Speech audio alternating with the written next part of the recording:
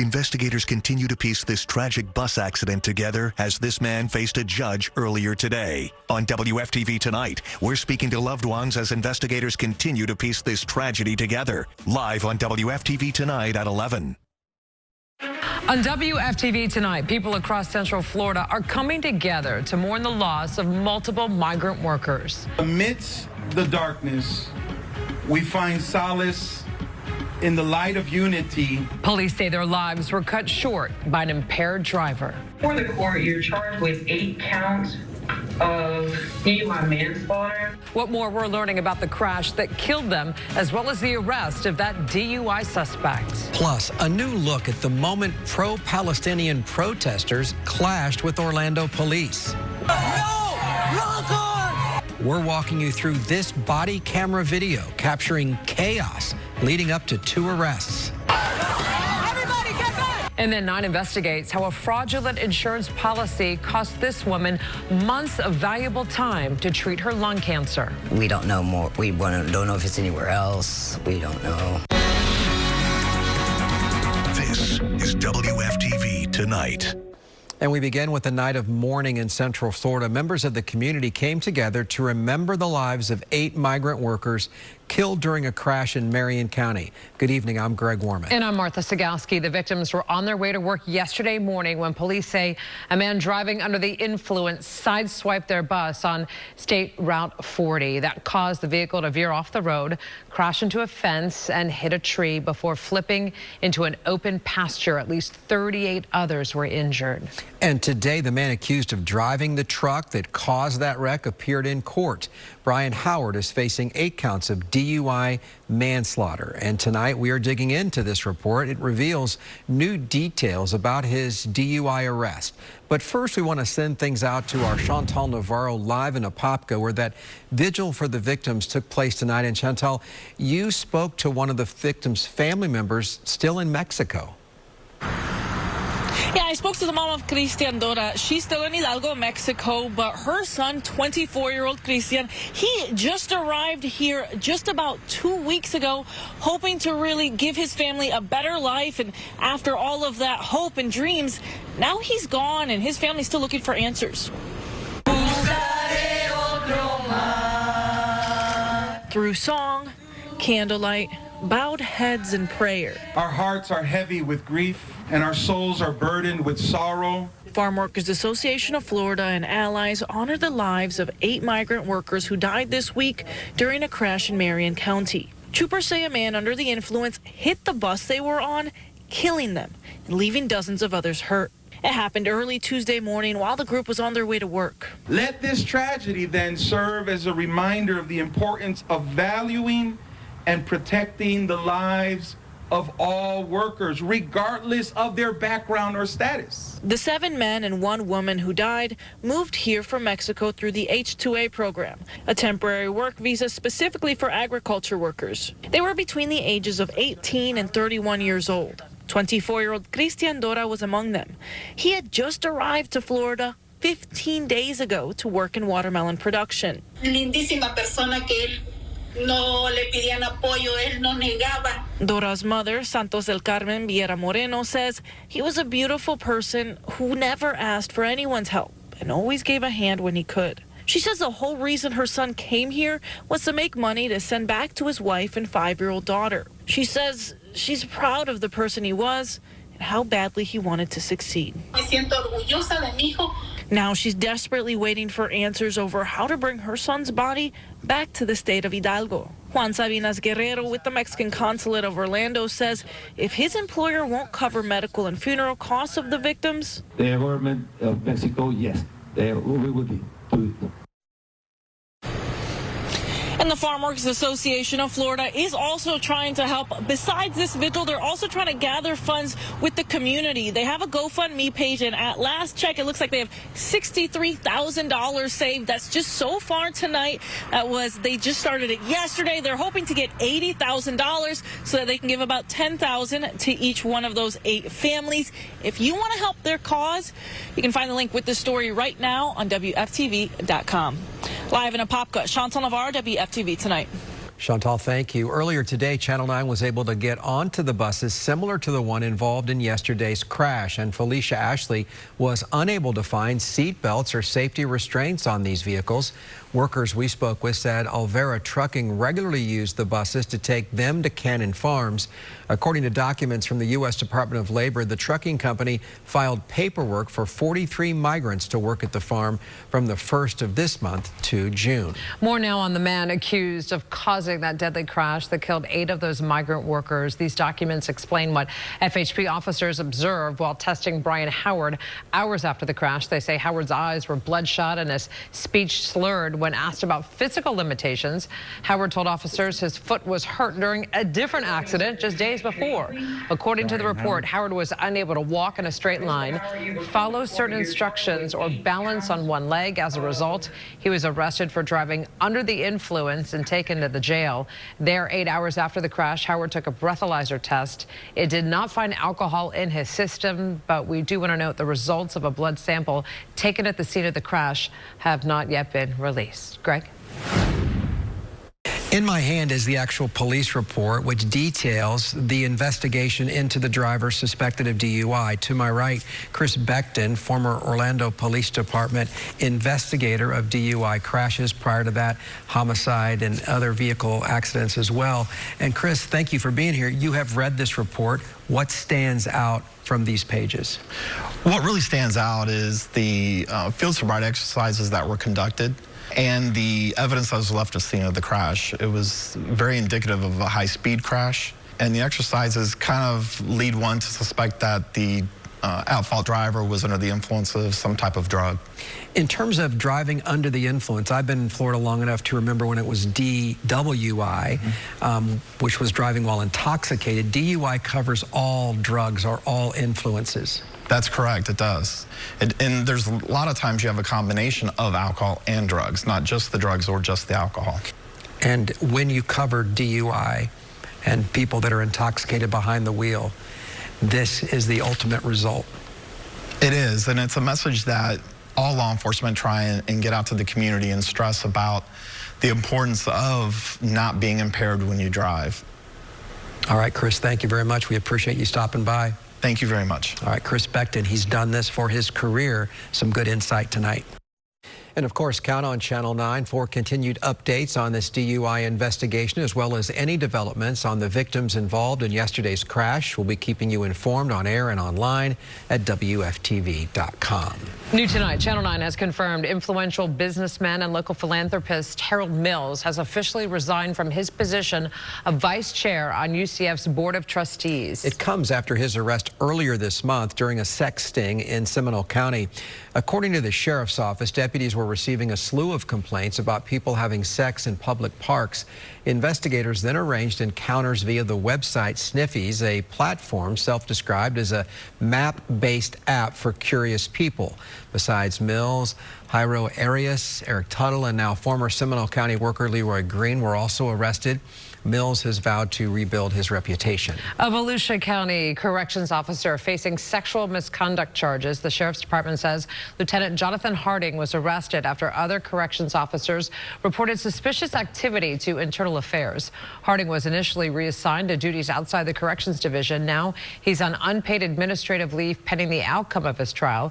Harding's first court appearance is scheduled for tomorrow morning at 8:30. Also happening in Volusia County, we're working to learn more about this post made by Sheriff Mike Chitwood. He says a deputy resigned following an off-duty incident in Daytona Beach.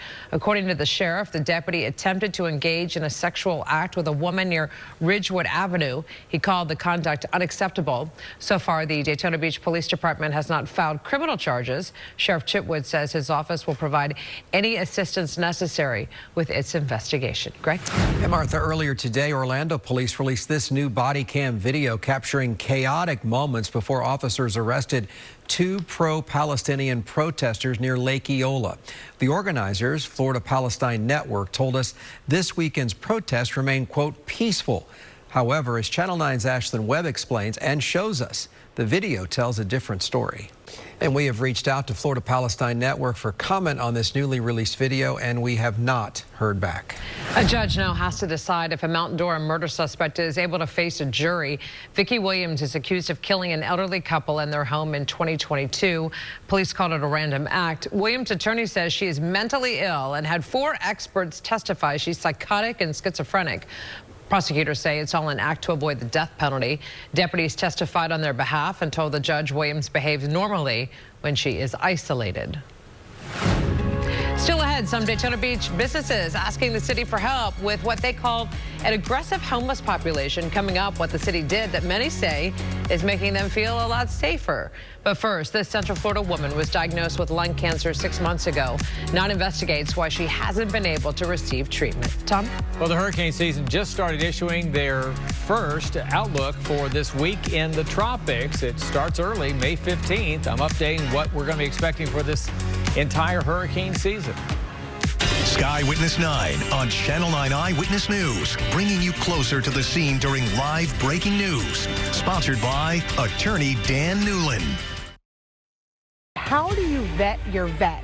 How do you find out what kind of complaints people have made against the veterinarian you're taking your pets to? There has to be a basis of trust. If you get an unlicensed vet, chances are they don't know what they're doing. We're going to take a look at one of those veterinarians who is now behind bars because of a surgery he performed. My kids had to sit there and watch my dog suffer. Thursday at 5, 9 Investigates will show you how to look up your veterinarian so you can make sure your pet is in good hands. You're dealing with somebody's real life. This woman was diagnosed with cancer at a free clinic for the uninsured in Brevard County. But months after that devastating diagnosis, she hasn't had a single treatment, all because of a scam that targets the poorest in our community. She really needed some help, and investigative reporter Carla Ray did her best. She looked into the issue and explains how the scam works. Stockert filed a fraud report on her patient's behalf and was able to get the fraudulent policy canceled. Now that that's out of the way, they'll expedite the process to get her into Moffitt to begin that cancer treatment. Well, it could be the end of the line for an American seafood staple. Red Lobster is expected to file for bankruptcy soon. It comes after at least 100 locations closed without warning on Monday. Trouble had been brewing at the restaurant chain for a while. A major investor says the company reported $19 million in losses during the first 9 months of last year. The Wall Street Journal says the company is making plans for that bankruptcy filing and that it could come as early as next week. The city of Cocoa one step closer to having a new Brightline station. Last night, City Council voted to move forward with that $49 million grant application with the Federal Railroad Administration.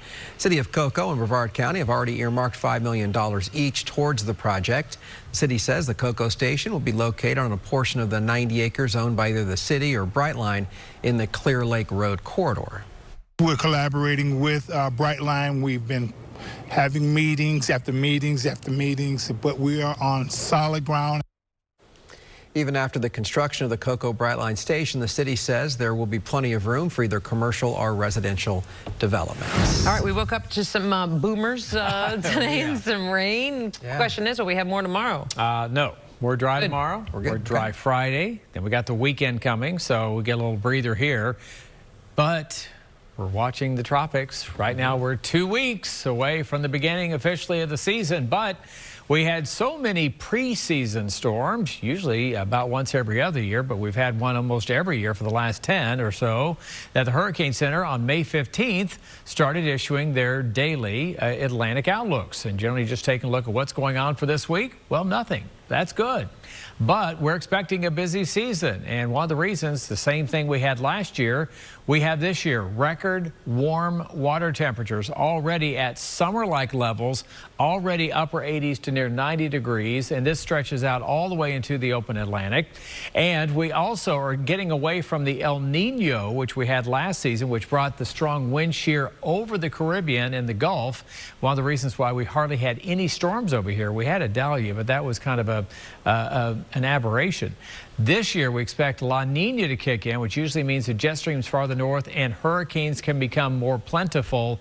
closer to the Gulf, the Caribbean, and of course for us. So we're going to keep an eye on things. Right now, the only forecast we have officially is the Colorado State forecast at 23 named storms, the biggest preseason forecast they've ever issued. NOAA will have theirs coming up, I think the 28th of the month, something like that. I also expect them to have a very active season.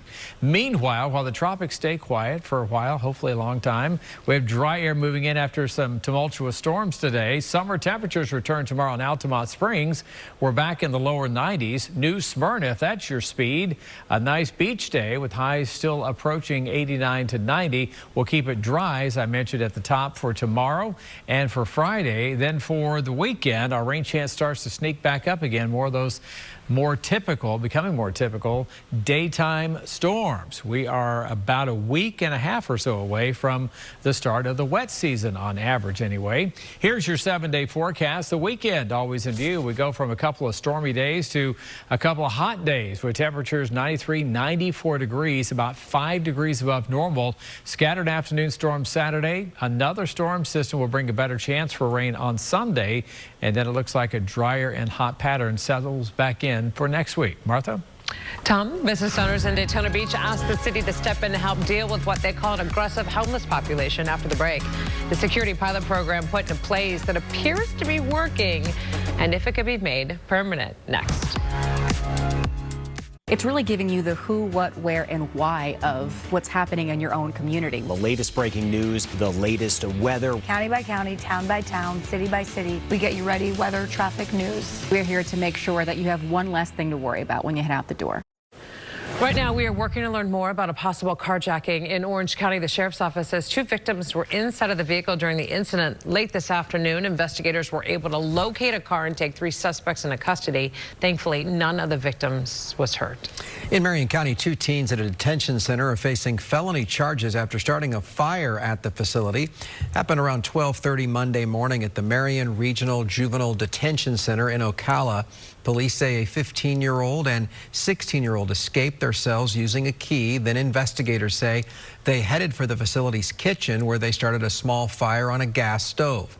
That fire was put out by deputies. Thankfully, no one was hurt. The teens were arrested and charged with arson. It's been nearly 60 days since a pilot program took effect in Daytona Beach. Security guards are now walking up and down the Beach Street area 6 days a week. Yeah, that program was put into place after business owners asked the city for help with a so-called aggressive homeless population. And Volusia County reporter Debbie Johnson shows us it appears to be working. The pilot program was just under $25,000 for 60 days and was paid for with Community Redevelopment Agency funds. Commissioner Stacy Cantu told us it's not clear when it will come back before the commission, but she is in favor of the city finding a way to keep it. All right, don't go anywhere just yet. Tom is back with a look at your wake-up weather next.